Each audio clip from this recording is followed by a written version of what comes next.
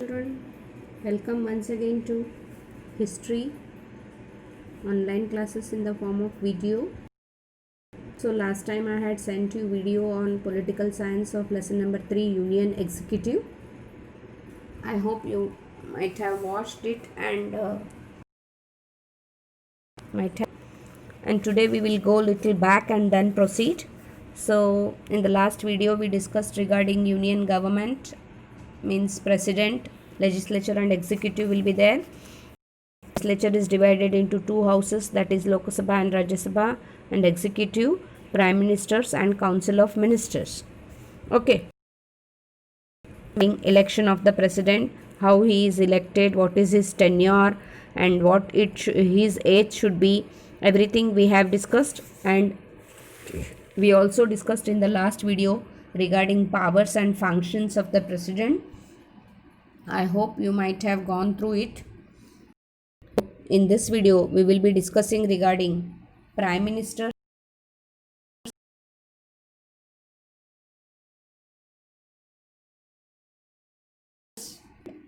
Council of Ministers. So, Prime Minister and Council of Ministers. The President is the constitutional head, that you know, because our government is democracy and President is the head.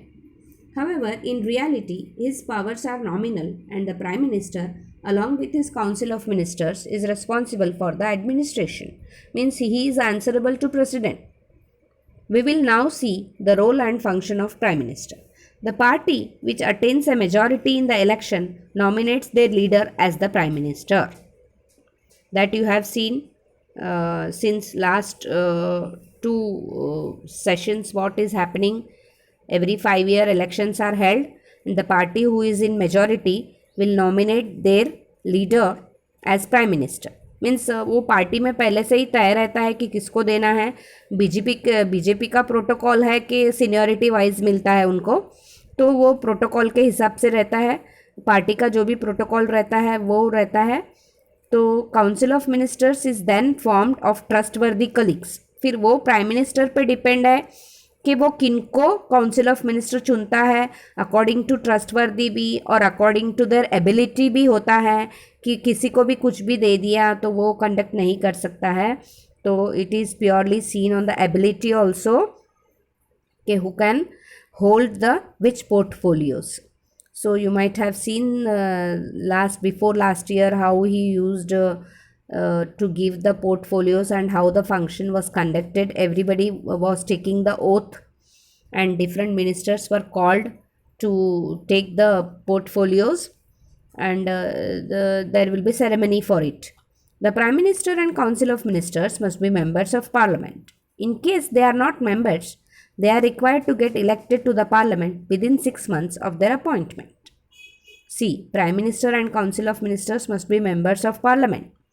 In case if they are not members, they are required to get elected to the Parliament within 6 months of their appointment. The government in reality is run by the Prime Minister and the Council of Ministers. This means that real executive powers are vested in the Prime Minister and Council of Ministers. President no doubt is the head of the government.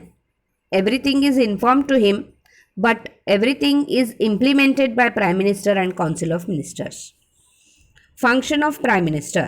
The foremost task of the Prime Minister is to form his Council of Ministers. While doing this, the Prime Minister gives priority to trustworthy colleagues while considering their administrative experience, governance, skill, efficiency and technical expertise. What I told, ability counts. So, how does Prime Minister select his ministers? So, what does he consider before selecting? Their administrative experience, governance, skills. Skills म्हणजे उनकी होशियारी, उनकी निपुणता, उनकी चंचलता, सब चीज़ों को परखना पड़ता है. Efficiency. Efficiency is again ability and technical expertise. किसी को भी एजुकेशन मिनिस्टर बना दिया तो उसको क्या समझेगा? एजुकेशन मिनिस्टर के लिए उसको खुद को नॉर्म्स वगैरह पता होना चाहिए, वो खुद वेल एजुकेटेड होना चाहिए, जब भी वो कुछ उसमें बदलाव लाएगा या जब भी उस डिपार्टमेंट को वो अच्छी तरह से चला पाएगा। तो ये सब चीज़ें प्राइम मिनिस्टर को देखना पड़ता है before giving them portfolios. Okay children, the prime ministers lead the council of ministers. After deciding upon the members of council of ministers, the prime minister allocates portfolios to them. फिर उनको बुलाया जाता है, उनको सम्मान के साथ अपना पद दिया जाता है और वो पद को निष्ठापूर्वक करेंगे, ये प्राइम मिनिस्टर को खातरी रहती है जब भी प्राइम मिनिस्टर उनको पद देता है। Prime minister leads the council of ministers, means prime minister head रहता है, काउंसिल ऑफ मिनिस्टर्स को सुनना पड़ता है, उनको पूछ के करना पड़ता है। और अगर ये इनकी कैसे है, मैंने आपको पहले भी लेसन्स में बताया है कि ये कलेक्टिव रेस्पॉन्सिबिलिटी है। अगर एक मिनिस्टर्स का भी कुछ हो गया तो ये कलेक्टिवली सब मिनिस्टर्स को और सब प्राइम मिनिस्टर को इसमें से रिज़ाइन करना पड़ता है, तो तब नया कैबिनेट बनता है। इसको कैबिनेट बोलते हैं, जब प्राइम मिनिस्टर और दूसरे मिनिस्टर्स इलेक्ट होके सब पूरे होके आके बैठ जाते हैं, जब इसको collectively we called as cabinet. After allocation of portfolios the prime minister has to maintain coordination in the working of various department. Coordination म्हणजे उनसे बातचीत करना, उनको जिम्मेदारियां देना और ये भी देखना कि वो जिम्मेदारियां अच्छे से निभा रहे या लॉस को इम्प्लीमेंट कर रहे या ऐसे ही सीट पे बैठ के पैसे खा रहे। तो वो देखना प्राइम मिनिस्टर का काम है कि whether they are working properly in that particular department, facilitate cooperation amongst the departments. कोई डिपार्टमेंट ऐसा नहीं होता है कि भाई इंडिविजुअली काम करेगा, हर एक डिपार्टमेंट दूसरे डिपार्टमेंट में डिपेंड रहता है। तो प्राइम मिनिस्टर को ये भी देखना पड़ता है कि ये डिपार्टमेंट उस डिपार्टमेंट के साथ कोऑपरेशन में है, उनको जो भी चाहिए ये उसको दे रहा, वो उसको दे रहा, वो सब हो रहा या फिर इनका ईगो ही चल रहा है। तो ये सब चीज़ें भी प्राइम मिनिस्टर को देखना पड़ता है। Supervise the working of this department, अगर उन डिपार्टमेंट में कुछ प्रॉब्लम है तो उसको सुपरवाइजन करना पड़ता है, उनको गाइडेंस देना पड़ता है कि भाई कैसे होगा, कैसे वर्किंग करोगे, इसको कांटेक्ट करो, उसको कांटेक्ट करो, ये लॉस चेंज करो, ये चेंज करो तो ठीक हो जाएगा, in order to maintain efficacy and efficiency. Efficiency ये चीज़ बहुत ज़रूरी है, वरना तो क्या है, अभी हमारे घर के पास जो इलेक्ट होके आते हैं ये मेयर वगैरह, ये तो वापस दूसरी बार आते भी नहीं हैं। लेकिन ऐसा नहीं रहता है, जब आप इलेक्ट होके उस एरिया में जाते हो तो उस एरिया में आपको बार बार जाना पड़ता है। नगर सेवक जो भी रहता है उसका काम है आना, पूछना, प्रॉब्लम्स डिस्कस करना। तो यहाँ पे ऐसा कुछ भी अमरावती में I have not seen that any नगर सेवक जिस दिन जीतता है उस दिन बस आता है और उसको बहुत सारे हार पिनाए जाते हैं, घर घर में स्वागत किया जाता है, उसके बाद उसका चेहरा देखने को नहीं मिलता। तो ये नहीं होना चाहिए, this should not happen. Efficiency इसको नहीं बोलते हैं, एफिशिएंसी इसको बोलते हैं कि कम से कम महीने में एक बार तो भी आना चाहिए। वो जो भी नगर सेवक है, वो दिनेश बूब रहो या कोई भी रहो, वो नगर सेवक का खाली काम पैसे खाना नहीं है, आना है, एफिशिएंसी से वर्क करना है, देखना है कि क्या इस एरिया में किसकी कमी है, क्या लोग क्या चाहते हैं, तो उसको काम बोलते हैं। आजकल के ये काम होते हैं, ये काम नहीं है, ये तो पैसे खाने के काम है। तो एक्चुअल में मिनिस्टर्स ऐसे होने चाहिए। अगर आप में से कोई मिनिस्टर बनता है तो आप एफिशिएंसी को पहले ध्यान में रखना, ओके, और मुझे याद करना, okay. Prime Minister also has a various other responsibilities such as to raise the image of the country in the international arena. Prime minister को ये भी ध्यान में रखना है कि बहुत सारी रिस्पॉन्सिबिलिटी है कि अपनी इमेज दूसरे कंट्री में भी बननी चाहिए। अपनी इमेज सिर्फ अपने कंट्री तक सीमित नहीं रहना चाहिए। हाँ भाई, इंडिया इसमें आगे है, इंडिया उसमें आगे है, इंडिया ऐसा कर रहा है, इंडिया वैसा कर रहा है। जैसे अपने प्राइम मिनिस्टर को बहुत सारे अवार्ड मिले हैं, पीस अवार्ड भी मिला है कि जैसे peace loving person in the world, ऐसा अवार्ड भी मिला है।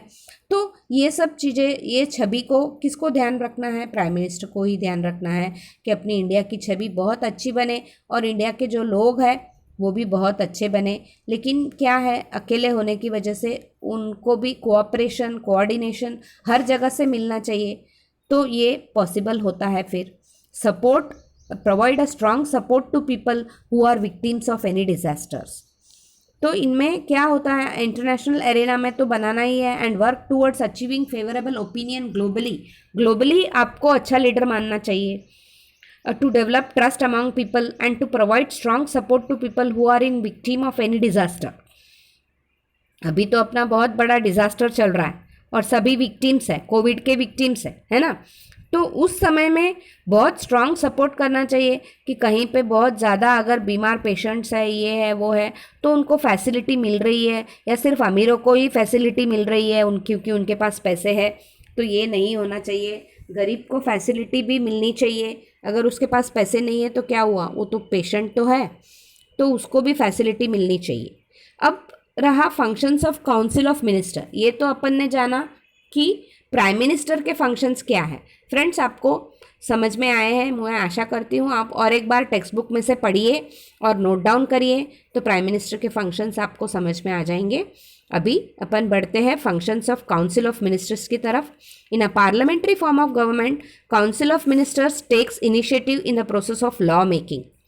पार्लियामेंट्री फॉर्म ऑफ गवर्नमेंट में क्या होता है, वही जो यूनियन गवर्नमेंट अपन जो डिस्कस कर रहे हैं वही, नहीं तो और बहुत लोगों के मन में आएगा कि ये पार्लियामेंट्री गवर्नमेंट क्या है। जो ही अपनी गवर्नमेंट है वही पार्लियामेंट्री सिस्टम है।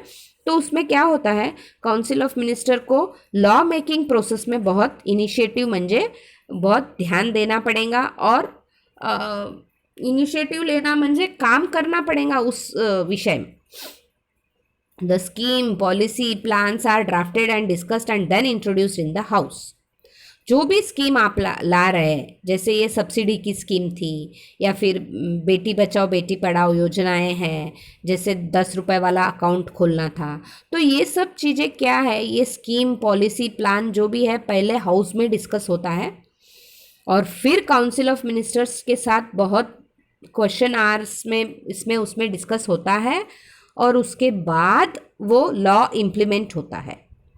Education, agriculture, industry, health, foreign relations, among others, are subjects upon which Council of Ministers has to decide. देखो बहुत सारे उन्होंने सब्जेक्ट्स दिए हैं, जैसे शिक्षा है, खेती है, कारखाने हैं, हेल्थ इश्यूज़ है, फॉरेन रिलेशंस है। इन सब चीज़ों में काउंसिल ऑफ मिनिस्टर्स डिसाइड करते हैं स्पेसिफिक पॉलिसीज़। ये भाई एजुकेशन में कौन सी पॉलिसी लेके आना चाहिए ताकि घर घर में बच्चा पढ़े, हर घर में बच्चा पढ़े और बच्चे को इंटरेस्ट आए पढ़ने में। ताकि अभी क्या है, रूरल एरियाज़ में तो बच्चे स्कूल जाने को देखते नहीं हैं। रूरल एरियाज़ में जो नाम रहते हैं वो सब फेक रहते हैं, गवर्नमेंट रजिस्टर्स पे नाम रहते हैं, ऐसे नाम के बच्चे ही नहीं रहते हैं। तो बहुत सारी चीज़ें ऐसी होती है। तो ये सब रोकने के लिए एजुकेशन मिनिस्टर को क्या लॉ इम्प्लीमेंट करना पड़ेगा, या जो भी बच्चे हैं वो क्यों नहीं स्कूल के प्रति, क्यों नहीं उनका लगाव है, उनको क्या प्रॉब्लम है। तो बेसिक जो प्राइमरी एजुकेशन है ये तो सबको फ्री एंड कंपलसरी है गवर्नमेंट की तरफ से, तो ये हर बच्चे को मिल रहा क्या। वो एजुकेशन मिनिस्टर का काम सिर्फ पैसे खाना नहीं है, ये सब देखना पड़ता है, तब उसको काम बोलते हैं। अगर आपको अगले 5 साल भी आना है तो आपका काम दमदार दिखना चाहिए। जब आपका काम दमदार है तो आप हर बार आओगे और जनता आपकी सेवा करेंगी। ओके, आप जनता की सेवा करो तो जनता आपकी सेवा करेगी। तो ये होना चाहिए काउंसिल ऑफ मिनिस्टर्स का काम। The Parliament needs to be taken into confidence about the policy decision taken by the government. Therefore, the ministers of respective department lay their policy plans in the house to bring about a discussion on it. हर एक minister को active रहना पड़ेगा, हर एक minister को अपने अपने department में ज़्यादा ध्यान देना पड़ेगा कि दूसरे डिपार्टमेंट में क्या हो रहा, उससे उनको कुछ भी लेना देना नहीं होना चाहिए। मेरे डिपार्टमेंट में मैं बरोबर कर रहा हूँ क्या, मेरे डिपार्टमेंट का काम में क्या कमी है, मैं कौन सी स्कीम्स लाऊं, कौन से प्लान्स मैं पास करके लाऊं ताकि इसमें जनरल पब्लिक का भला हो। ये मिनिस्टर का इंटेंशन होना चाहिए, ना कि मैं फॉरेन जाऊं, मैं घूमूं, मैं करूं, मैं पैसे से ऐश करूं, ये नहीं होना चाहिए। Implementation of policy is the foremost responsibility of the council of ministers. Council of ministers की लॉ बनने के बाद लॉ इम्प्लीमेंट हो रहा है क्या। एजुकेशन की पॉलिसी नहीं बन गई है पर वो एजुकेशन की पॉलिसी सच में बच्चों तक पहुंची है, हर स्कूल तक पहुंची है, हर स्कूल वाले उसको इम्प्लीमेंट कर रहे हैं, नहीं कर रहे हैं, इसके इनके नीचे भी बहुत सारे काम वाले लोग रहते हैं, उनको इनको स्ट्रिक्ट करना पड़ता। ये अगर खुद स्पेशल इंटरेस्ट ले तो नीचे वाला खुद ही स्पेशल इंटरेस्ट लेगा, क्योंकि उसको मालूम है ऊपर से डंडा पड़ेगा। तो ऊपर से जब डंडे बरसते हैं तो नीचे जो काम करने वाले रहते हैं वो काम करते हैं। ओके, तो ये है function of council of ministers. Friends, I hope you have understood this. How does a parliament keep check over the executive? अब पार्लियामेंट एग्जीक्यूटिव में कैसे चेक रख सकता है, कैसे उनको देख सकता है कि ये सिर्फ न पैसे खाते हैं और ये सच में काम कर रहे हैं या नहीं कर रहे हैं। तो ये सब के लिए अलग अलग डिबेट्स होते हैं, क्वेश्चन आवर्स होते हैं। तो उसके लिए मैंने आपके लिए कुछ क्लिप्स लाए हैं बच्चों, तो वो क्लिप्स आप ज़रूर शेयर करिएगा। कुछ क्लिप्स मैंने आपको लाए हैं, तो ये आपके साथ मैं शेयर करती हूँ इस वीडियो में। तो आप देखिए, ये पार्लियामेंट ऑफ इंडिया और उसकी प्रोसीडिंग्स की डिवाइसेस ऑफ पार्लियामेंट्री आवर्स। तो उसके बाद क्या होगा, ये ऐसा रहता है इनका क्वेश्चन आवर। ये पार्लियामेंट्री सिटिंग में 11 से 1 बजे तक इनका क्वेश्चन आवर रहता है, 1 से 2 बजे तक लंच रहता है और 2 से 6 बजे तक वापस ये मेंबर्स जो है ये अदर मिनिस्टर्स को क्वेश्चन पूछ सकते हैं। तो ये क्वेश्चन आवर एक पार्लियामेंट चेक करने के लिए एक इंस्ट्रूमेंट है। समझ में आया? क्वेश्चन आवर पहला इंस्ट्रूमेंट है डिस्कशन एंड डिबेट्स। समझ में आया बच्चों? ये आपकी टेक्स्ट बुक में नहीं है, तो ये मैंने ऐसे ही लाया है फॉर योर रेफरेंस। तो ये मैं चाहती हूँ कि आप इसको देखें। ये ऐसे रहता है, starred questions, unstarred question, short notice questions, ये अलग अलग प्रकार के क्वेश्चंस पूछे जाते हैं बच्चों। तो अपन फिर आपके टेक्स्ट बुक में जो है वो भी अपन डिस्कस करेंगे। ये अलग अलग आर रहते हैं, जैसे क्वेश्चन आर रहता है, 0 आर रहता है और हाफ एन आवर डिस्कशन रहता है, और रेजोल्यूशन यूथ पार्लियामेंट करके एक स्पेशल मेंशन रहता है, वो भी डिस्कस होता है। तो बच्चों, आपको समझ में आ गया किस प्रकार के क्वेश्चंस होते हैं, क्वेश्चन आर, हाँ, 0 hour and half an hour discussion. तो अब अपन चलते हैं अपने डिस्कशन एंड डिबेट्स पे, जैसे पार्लियामेंट कैसे चेक रख सकता है। तो discussion and debate is one of the instrument through which parliament can keep check on executives. Debate and discussion among the members of the house are an integral part of the law making process. Law making process का ये कभी न मिटने वाला अमिट भाग है, जो डिस्कशन और डिबेट से ही पता चलता है कि कौन सा मिनिस्टर क्या काम कर रहा है, सच में वो मिनिस्टर को कुछ पॉलिसीज़ के बारे में पता भी है या फिर नहीं पता है, ये डिस्कशन और डिबेट्स में पता चलता है.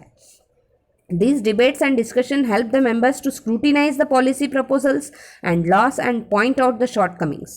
स्क्रूटिनाइज म्हणजे टेस्ट करना है. पॉलिसी प्रपोजल तो तुमने रख दिया, लेकिन सचमुच में तुमको पढ़ना आता है कि पॉलिसी में क्या है क्या नहीं है, क्या मैं सामने रख रहा हूँ हाउस में, मैं सामने क्या पेश कर रहा हूँ, पर्टिकुलर मिनिस्टर को पता है या किसी और का छाप के लेके आया है, वो सब पता चलता है.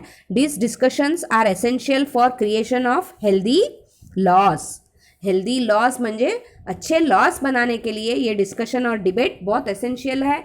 तो फ्रेंड्स, मित्रों, ये पार्लियामेंट एग्जीक्यूटिव पे चेक रखने का एक इंस्ट्रूमेंट है डिस्कशन एंड डिबेट्स. मैं आशा करती हूँ आपको समझ में आ गया. और इसका दूसरा पार्ट है question hour. During parliamentary session, the proceedings of House begins with questions asked by the members of the House. जैसे कि मैंने आपको बताया, क्वेश्चन आर होता है 11 to 1 PM तक. तो इस क्वेश्चन आर में क्या पूछा जाता है? तो parliamentary sessions proceedings of House begins with questions asked by the members of the House. The concerned ministers are supposed to give satisfactory answer to these questions. Question R is one of the most effective ways of keeping check over the Council of Ministers. देखो मित्रों, मैं बार बार इस बात पे stress दे रही हूँ कि question are एक ऐसा इंस्ट्रूमेंट है जिसमें एग्जीक्यूटिव्स पे बहुत अच्छा चेक रखा जा सकता है. जैसे हम लोगों के लिए प्रिंसिपल मैम जैसे भेजते थे ना किसी और को देखने के लिए कि भाई टीचर पढ़ा भी रही है या क्या कर रही है, तो वो जैसे अपने ऊपर आके जो ऑब्जर्वेशन बोलते हैं जिसको, वो ऑब्जर्वेशन से पता चलता है. तो ये ये एक इंस्ट्रूमेंट है जिसे एग्जीक्यूटिव्स को ऑब्जर्व किया जाता है।